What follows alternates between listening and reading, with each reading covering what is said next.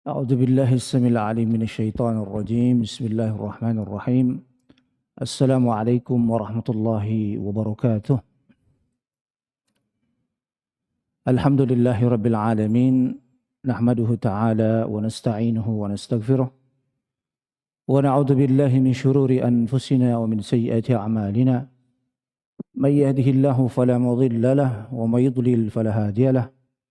أشهد أن لا إله إلا الله وحده لا شريك له وأشهد أن محمدا عبده ورسوله.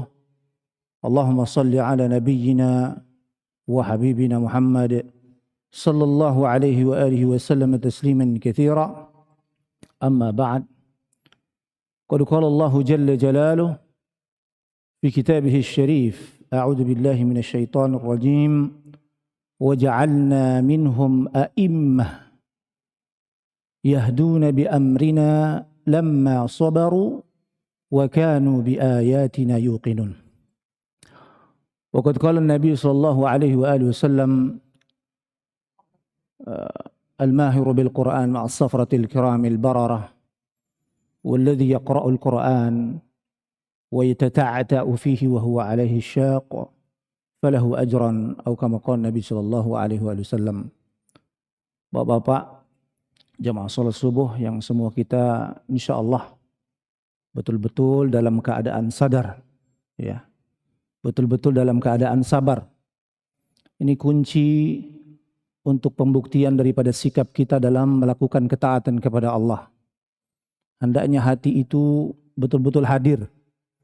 Hendaknya keadaan itu betul-betul kita berusaha selalu bersabar dalam ketaatan kepada Allah, selalu terbukti sabarnya dalam memegang prinsip untuk tidak memudah-mudahkan diri terjerumus kepada syubhat, kepada hawa nafsu, apalagi sesuatu yang jelas-jelas keharamannya.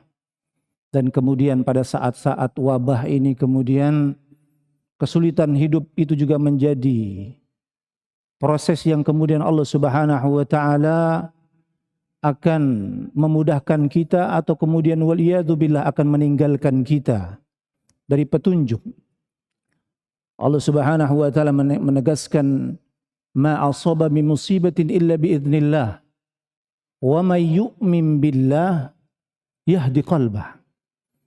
Pada saat-saat yang sulit sesungguhnya di situ ada sesuatu yang kemudian Allah Subhanahu wa taala akan bongkar secara nyata siapa sesungguhnya orang-orang yang betul-betul terbukti imannya.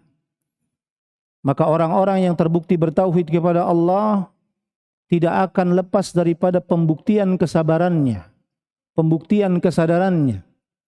Sehingga perkara-perkara ini menjadi evaluasi penting bagi kita semua. Apatah lagi kemudian ini sudah di bulan Dzulqa'dah, dan Dzulqa'dah kemudian Dzulhijjah, kemudian Muharram adalah merupakan bagian daripada bulan-bulan haram. Inna iddatash syuhuri indallahi 12 syahrun fi kitabillah yauma khalaqas samawati wal ard minha arba'atun hurum. Nabi menjelaskan daripada 4 bulan yang diharamkan, maka 3 bulan yang berturut-turut adalah pada bulan ini, kemudian 2 bulan ke depan. Dan bulan haram adalah bulan yang disucikan, ada kemuliaan, yang kemudian Allah secara khusus yakni kemudian melarang kita menjadi orang-orang yang jangan sampai memudah-mudahkan diri terjerumus kepada kezaliman. Fala tadhlimu fihinna anfusakum, maka janganlah kalian berbuat kezaliman pada bulan-bulan tersebut secara khususnya. Karena orang-orang yang melakukan kezaliman, orang-orang yang tidak mau berhenti pada kezaliman mereka, terkhusus di bulan-bulan haram, maka waliyadzubillah, kalau kemudian pada bulan-bulan yang mulia ada lipat ganda pahala, maka para pelaku kezaliman di bulan-bulan haram ada ancaman yang lebih keras dibandingkan daripada bulan-bulan yang lainnya. Sebagaimana keharaman Makkah, Madinah wal Aqsa, orang yang beribadah di Makkah Al-Mukarramah hitungannya berbeda, 100.000 kali lipat. Di Madinah, di Masjid Nabi 1000 kali lipat, di Al-Aqsa 500 kali lipat. Maka begitu juga konsekuensinya. Ketika ada kemuliaan maka ada ancaman yang lebih keras.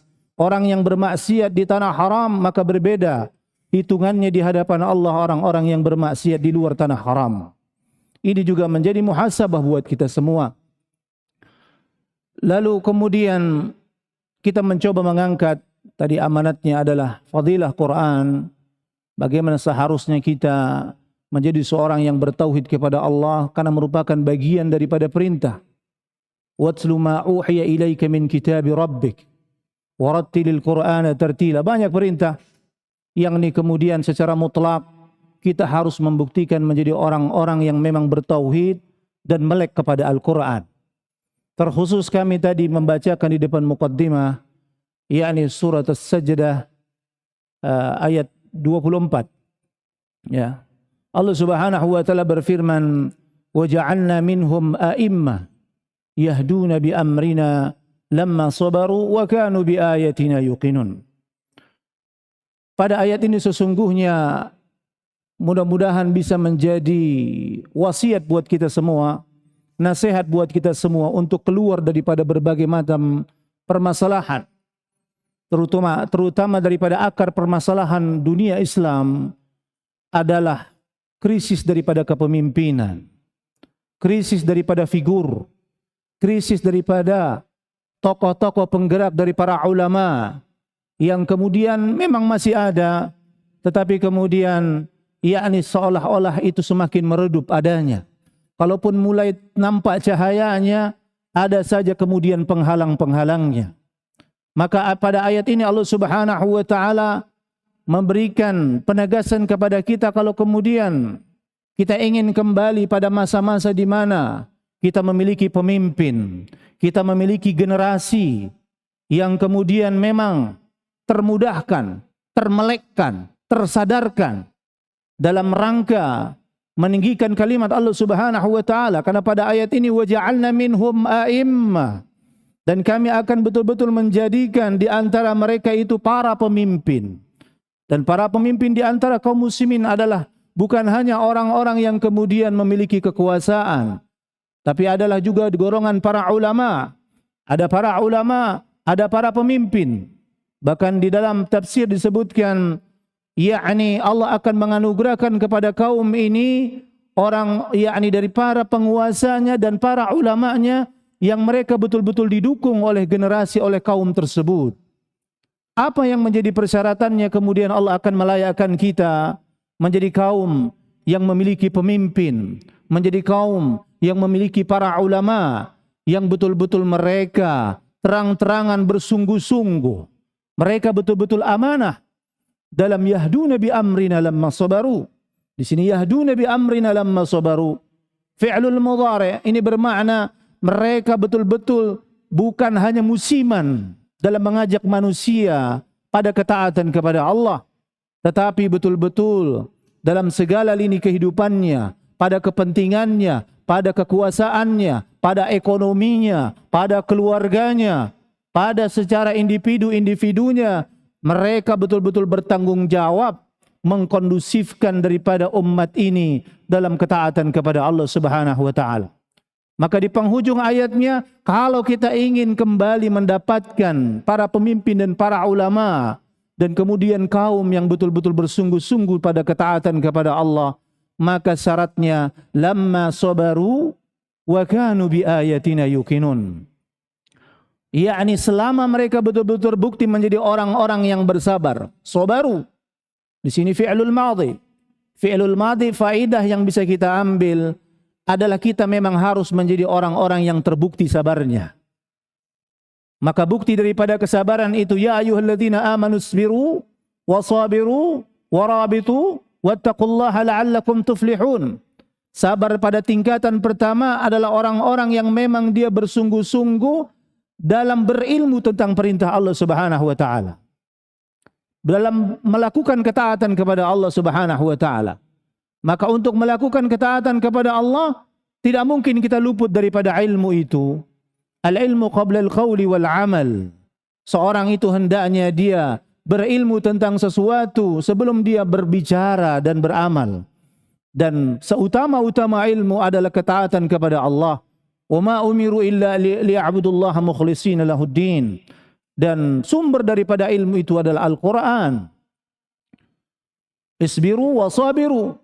Sudah berilmu wasabiru. Hendaknya mereka terbukti kesabaran pada tingkat yang kedua, bersungguh-sungguh dalam mengamalkannya. Warabitu, dan juga mereka menjadi orang-orang yang terbukti menjaga daripada ilmu itu.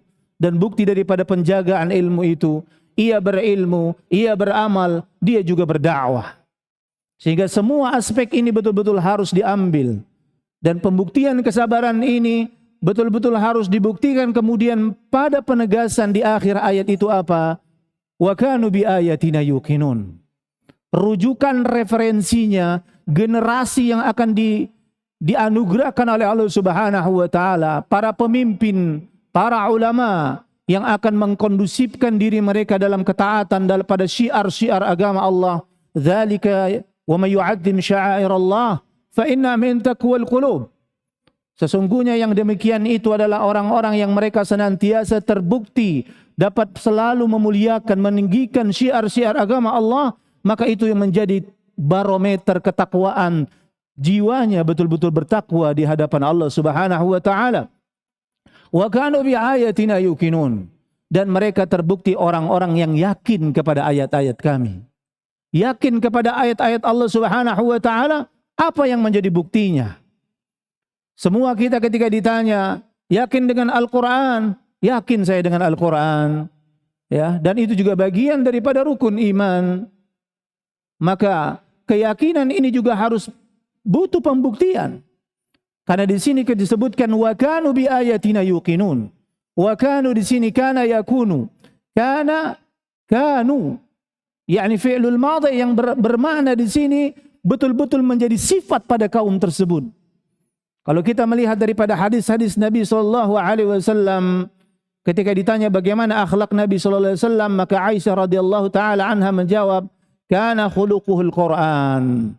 Nabi itu benar-benar, ya, kalau melihat akhlaknya Nabi, apa yang ada di dalam Quran itu. Ya, Quran berjalan itu Nabi SAW. Maka wa kanu bi ayatina yuqinun. Kaum yang betul-betul terbukti mereka yakin kepada ayat-ayat kami, kepada Al-Quran, mereka adalah orang-orang yang setidaknya harus membuktikan 5 kurikulum terhadap Al-Quran. 5 kewajiban mereka terhadap Al-Quran. Dan ini harus dipastikan ada pada diri kita, pada anak dan istri kita, pada keluarga kita, kepada orang-orang yang di bawah tanggungan kita.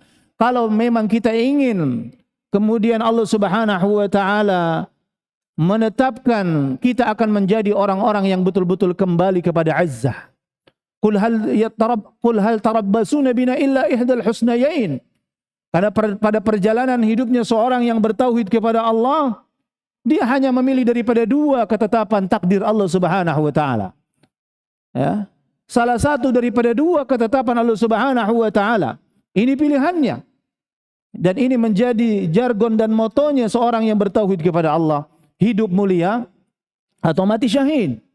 Ya, al-ihdal husnayain. Al-husnayain bermakna hidup dengan penuh kemuliaan, di mana Allah menakdirkan kita berada pada keadaan kemuliaan Islam, kebangkitan Islam. Kita memiliki pemimpin, kita memiliki para ulama yang kemudian selalu membimbing kita dalam ketaatan kepada Allah, selalu memfasilitasi kita pada syariat-syariat Allah Subhanahu wa taala, atau kemudian pada kebaikan yang kedua, yakni kita bisa jadi menjadi orang-orang yang harus terbukti berjuang, berada pada barisan-barisan dalam meninggikan kalimat Allah Subhanahu wa taala. Pada proses-proses yang kemudian yakni sesungguhnya dalam berjuang, karena kemudian ayat tersebut kata para ulama ini turun kepada penjelasan kepada orang-orang munafik yang kemudian yakni menggembosi daripada Nabi SAW dan para sahabatnya, apatah lagi pada perang Uhud. Kemudian Nabi SAW yakni dan para sahabatnya terlihat kalah pada peperangan tersebut, sehingga orang-orang munafik Madinah kemudian menggembosi yakni para sahabat, ini Muhammad ini benar-benar Nabi atau tidak? Masa Nabi ada kalah dalam berperang? Ya, digembosi. Maka kemudian Allah Subhanahu wa taala menurunkan ayat itu, apa yang kalian tergesa-gesakan dalam berjuang, dalam bertauhid kepada Allah, Allah yang akan menetapkan daripada kebaikan-kebaikannya. Ajaban lil mu'min la yaqdillahu qada'an illa kana khairan lahu. Nabi SAW menegaskan sesuatu yang sangat amazing, sesuatu yang sangat menakjubkan bagi seorang mukmin. Kalau betul-betul mukmin seorang itu, ya, maka pasti Allah Subhanahu wa taala tidak menetapkan kepadanya kecuali semuanya adalah kebaikan-kebaikan. Kelihatannya susah, tapi di situ ada kebaikan, di situ ada keberkahan. Kelihatannya kemudian sulit, kelihatannya sakit, tetapi kemudian di situ ada zikir kepada Allah, ada taubat kepada Allah, ada kemudahan-kemudahan dalam berzikir kepada Allah Subhanahu wa taala. Maka semua adalah fadilah.